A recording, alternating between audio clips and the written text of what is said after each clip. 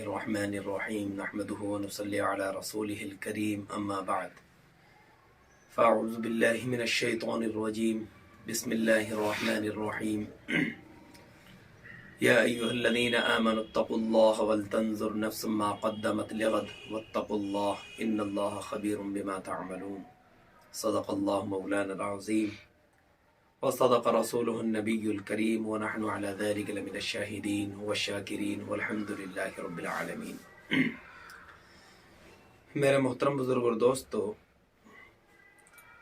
نبی اکرم صلی اللہ علیہ وسلم کے پاس کچھ لوگ آئے اور آنے کی حالت ان لوگوں کی یہ تھی کہ ننگے بدن تھے، دھاری دار چادریں اوڑے ہوئے تھے اور ایسی چادریں تھیں جو نہ تو وہ پوری قمیض بن سکتی تھی اور نہ ہی انہیں وہ لپیٹ سکتے تھے۔ اس لیے حدیث شریف میں آیا ہے کہ جاء قوم عراتا، کہ برہنہ بدن آئے۔ نبی اکرم صلی اللہ علیہ وسلم نے جب ان کی فاقہ کشی کو دیکھا، یعنی پتلے دبلے ہوں گے، آپ نے دیکھ کر کے جب آپ نے دیکھا ہے فتمع، آپ صلی اللہ علیہ وسلم کا جو چہرہ انور تھا وہ بدل گیا۔ آپ کو بڑا افسوس ہوا۔ آپ صلی اللہ علیہ وسلم گھر تشریف لے گئے، اندر داخل فدخل وخرج، داخل ہوئے پھر آپ نکلے۔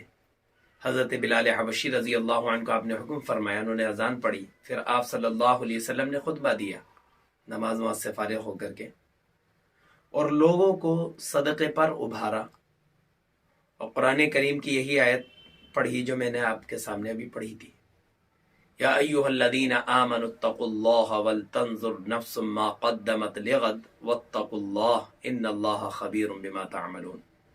اے لوگو، اللہ سے ڈرو اور آگے کے لیے تم نے کیا بھیج دیا ہے، کل کے لیے کیا بھیج دیا ہے، اس میں غور کر لو، اور جو کچھ تم کرتے ہو اللہ پاک اس کو جاننے والا ہے، اس سے باخبر ہے۔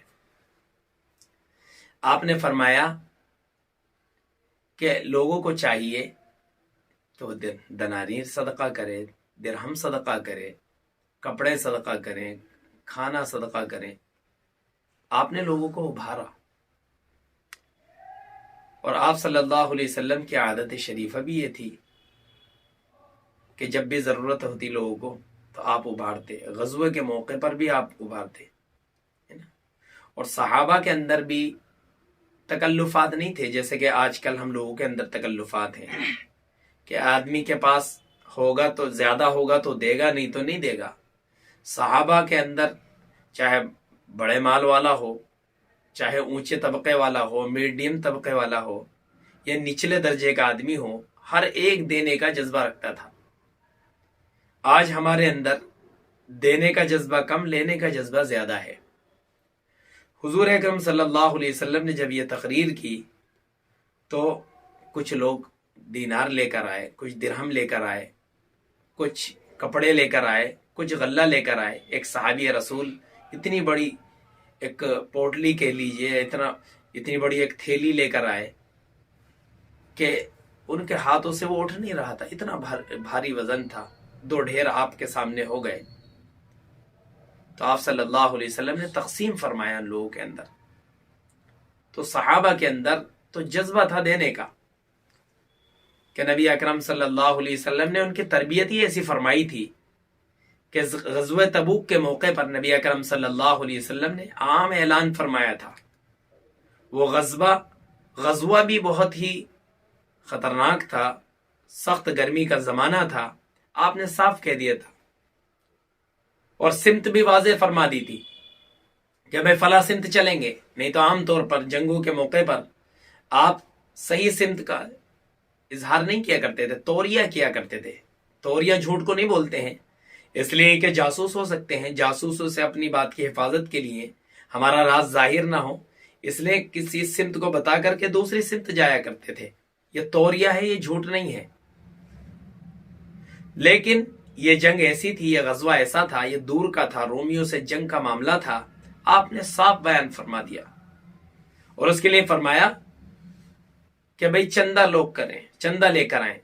اسی غزوے کے اندر حضرت سیدنا ابو بکر صدیق رضی اللہ عنہ اپنے گھر کا سارا ساز و سامان لے کر آئے، یہاں تک کہ جھاڑو بھی لے کر آئے۔ اور اسی غزوے کے اندر حضرت سیدنا عمر فاروق رضی اللہ عنہ نے چاہا کہ آج تو میں ابو بکر سے بڑھ جاؤں گا آگے۔ وہ اپنے گھر کا آدھا سامان لائے، لیکن انہیں پتہ نہیں تھا کہ ابو بکر تو ابو بکر ہی ہیں، وہ اپنے گھر کا پورا سامان لے کر آئے۔ حضرت عثمان غنی رضی اللہ عنہ نے پورے 1/3 کا لشکر کا سامان مہیا کرایا، 1/3 لشکر کا۔ تو صحابہ کے اندر میرے محترم بزرگوں دوستو دینے کا جذبہ بہت، کہ اللہ کے راستے میں میرا کچھ خرچ ہو جائے، اللہ کے راستے میں میری جان لگے، مال لگے، میرا وقت لگے، ہر اعتبار سے تیار، ہر اعتبار سے تیار۔ اور اس غزوے کے اندر ایک ایک اونٹ پر کئی لوگ سوار، نوبت بنوبت سوار ہوتے تھے، 8 10 لوگ۔ تنگی کا زمانہ تھا، اس لیے جیش العسرہ بھی اسے کہا جاتا ہے۔ لیکن صحابہ پیچھے نہیں ہٹے، ایسے بھی جذبے لوگوں کے دیکھے گئے کہ دونوں ہاتھ نہیں، دونوں پیر نہیں، پھر بھی اللہ کے راستے میں دینے کا جذبہ۔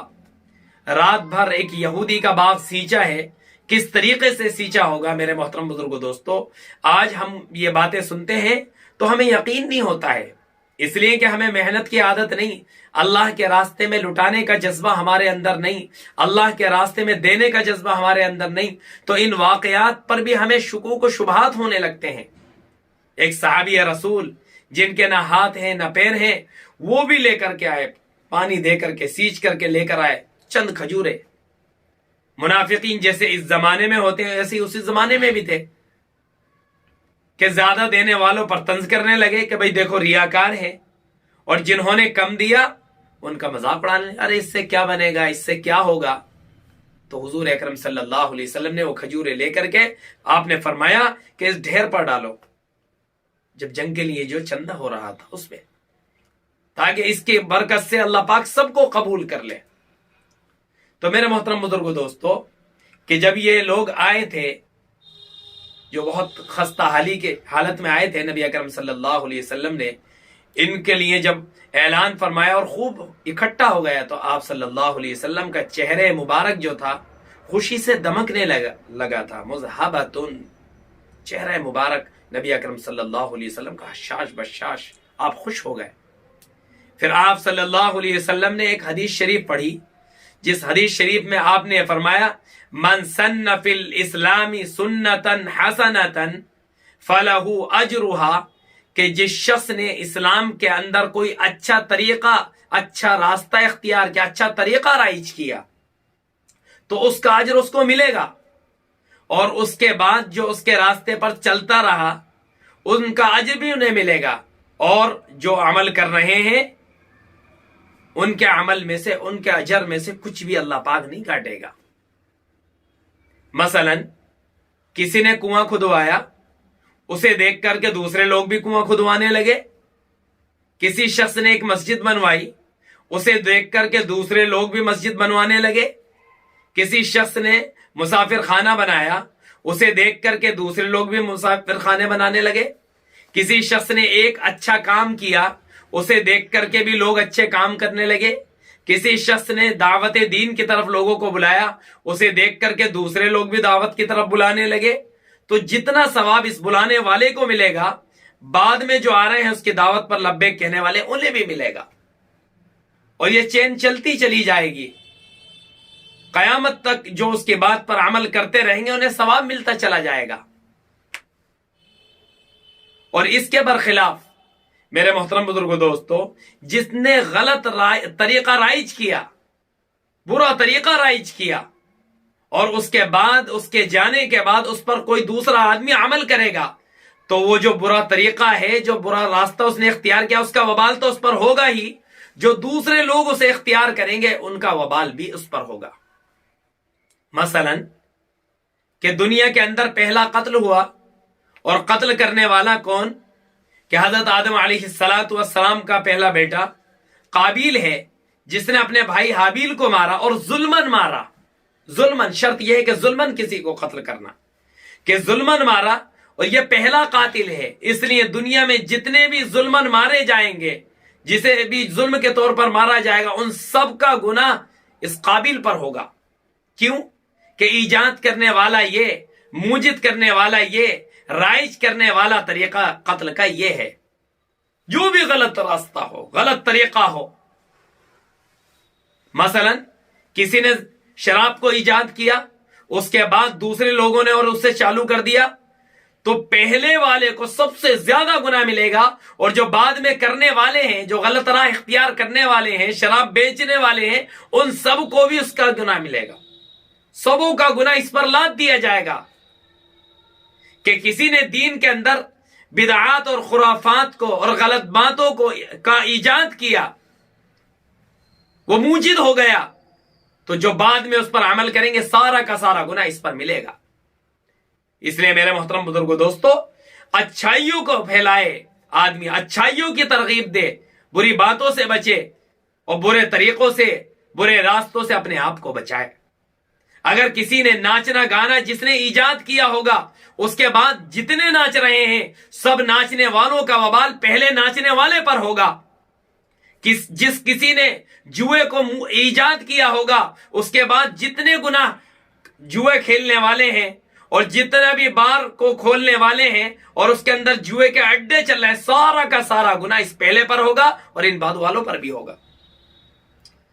ہر کام کو لے لیجئے، جو بھی غلط راستہ، غلط طریقہ جس نے بھی اختیار کیا ہوگا، اس کا وبال اس پر بھی ہوگا، اور بعد میں جن لوگوں نے اختیار کیا ہوگا اس پر بھی ہوگا۔ آج کل اچھی باتیں کم رائج ہوتی ہیں میرے محترم بزرگوں، دوستو، بری باتیں بڑی جلدی رائج ہوتی ہیں۔ آپ اچھی باتوں کی دعوت دیتے رہیں، وہ رائج نہیں ہوں گی، اسے کوئی سنے گا نہیں، اس کے سننے والے بہت معمولی سے لوگ ہوں گے۔ کوئی غلط بات آدمی کی چل جائے، مثال کے طور پہ آج کل ہمارے یہاں پر چلا ہوا ہے اور بہت سی جگہ پر چلا ہوا ہے، اوم فو کر کے چلا ہوا ہے کہ ایک شخص نے بے دہانی کے اندر یہ جملہ کہہ دیا اور کسی نے اس کی ویڈیو بنا لی، اس کے بعد تو تانتا لگ گیا میرے محترم بزرگوں، دوستو۔ کسی نے گانا بنایا، کسی نے قوالی بنائی، کسی نے کچھ بنایا، کوئی کچھ بنا رہا ہے، کوئی کچھ کر رہا ہے۔ جس نے گانا بنایا، جو بھی گانا سننے والے ہیں اور جو بھی اس کی اتباع میں اور بنائیں گے، سارا کا سارا وبال اس پر ہوگا۔ لیکن جس نے گایا، جس نے بیچارے نے کہا تھا، اس کا اگر یہ دھیان نہیں تھا، خیال نہیں تھا، اسے تو کچھ نہیں ملے گا۔ اصل جو گانے بنانے والے ہیں، اس پر جو قوالیاں بنانے والے ہیں، جو یہ لایانی چیز ہے میرے محترم بزرگوں، دوستو، اس پر توجہ نہیں۔ اگر آج ہم سے کہا جائے، ہمارے بچوں سے کہا جائے کہ کلمہ سناؤ، اسے کلمہ یاد نہیں ہوگا، غسل کے فرائض سناؤ، وہ یاد نہیں ہوں گے، نماز کے طریقے بتاؤ، وہ یاد نہیں ہوں گے، نماز کے اندر کتنی سنتیں ہیں وہ بتاؤ، وہ یاد نہیں، حضور کا کیا کہ کتنے نام ہیں وہ یاد نہیں، آپ کے ازواج کے کتنے نام ہیں وہ یاد نہیں۔ میرے محترم بزرگوں، دوستو، کہ آج یہ غلط چیزیں رائج ہو رہی ہیں، اس سے کیا فائدہ؟ نہ دین کا فائدہ، نہ دنیا کا فائدہ، نہ آخرت کا فائدہ، کسی چیز کا فائدہ نہیں۔ میرے محترم بزرگوں، دوستو، کہ جو کچھ ہم اپنی زبان سے نکالتے ہیں، جو کچھ بات ہم کہتے ہیں، اس پر دو فرشتے بالکل تیار رہتے ہیں۔ ما یلفظ من قول الا لدیہ رقیب عتید، کہ اچھی بات کہیں گے اسے بھی ایک دم کیپچر کیا جاتا ہے، بری بات کہیں گے اسے بھی کیپچر کیا جاتا ہے، اور اللہ کے یہاں پر ایک ایک لفظ کا ہمیں حساب دینا ہوگا میرے محترم بزرگوں، دوستو۔ آج نماز شوق سیکھنے کا شوق ہمارے اندر نہیں، مسائل کو سیکھنے کا جذبہ ہمارے اندر نہیں، نبی اکرم صلی اللہ علیہ وسلم کی کتنی ازواج تھی یہ ہمیں معلوم نہیں، آپ کی کتنی بیٹیاں تھیں یہ ہمیں معلوم نہیں، آپ کے نوازوں کے کیا نام تھے یہ ہمیں معلوم نہیں۔ فالتو چیزیں، لایانی چیزیں، جس سے نہ دنیا کا فائدہ نہ دین کا فائدہ، کیا کرنا چاہ رہے ہیں ہم میرے محترم بزرگوں، دوستو؟ ایک شخص کی زبان سے کچھ نکلا تو دوسرا اس پر گانے بنا رہا ہے، کیا ہمارے ویوز زیادہ ہو جائیں، ہمارے ویورز زیادہ ہو جائیں، ہماری کمائیاں ہو جائیں۔ یہ کیسی کمائی میرے محترم بزرگوں، دوستو؟ آدمی کہاں پر لے کر جائے گا؟ اس لیے اپنے آپ کو میرے محترم بزرگوں، دوستو، ان خرافاتی چیزوں سے اپنے آپ کو بچانا ہے۔ اپنے ایمان کا محاسبہ کرے آدمی، اپنے آپ کو بھی جہنم سے بچائے، اپنے گھر والوں کی بھی فکریں کرے، دین کی فکریں کرے میرے محترم بزرگوں دوستو. نہیں تو آج مریں گے، کل دوسرا دن ہے. کہ کتنی قبریں ایسی ہیں کہ گڑھے ہو گئے کہ کوئی انہیں جاننے والا نہیں، کوئی پہچاننے والا نہیں، کہ کتنے نام والے تھے، کتنے حسن و جمال والے تھے، کتنے مال والے تھے، آج قبر کے گڑھوں میں پڑے ہیں، آج ان کی ہڈیاں ریزے ریزہ ہو گئی ہیں، کوئی انہیں پوچھنے والا نہیں. ہمارے ساتھ بھی ہونے والا ہے. اس لیے ہمیں چاہیے کہ اچھے طریقے رائج کریں، برے طریقوں سے اپنی حفاظت کریں. اگر ہم نے برا طریقہ ایجاد کیا اور اس کے بعد دوسرے نے کیا، پھر اس تیسرے نے کیا، سبوں کا وبال ہم پر ہوگا. اس لیے میرے محترم بزرگوں دوستو، اچھے راستوں میں اپنا وقت لگائیں، برے راستوں سے اپنی حفاظت کریں. اللہ پاک مجھے بھی اور آپ کو بھی کہنے سننے سے زیادہ عمل کی توفیق مرحمت فرمائے. وآخر دعوانا الحمد للہ رب العالمین.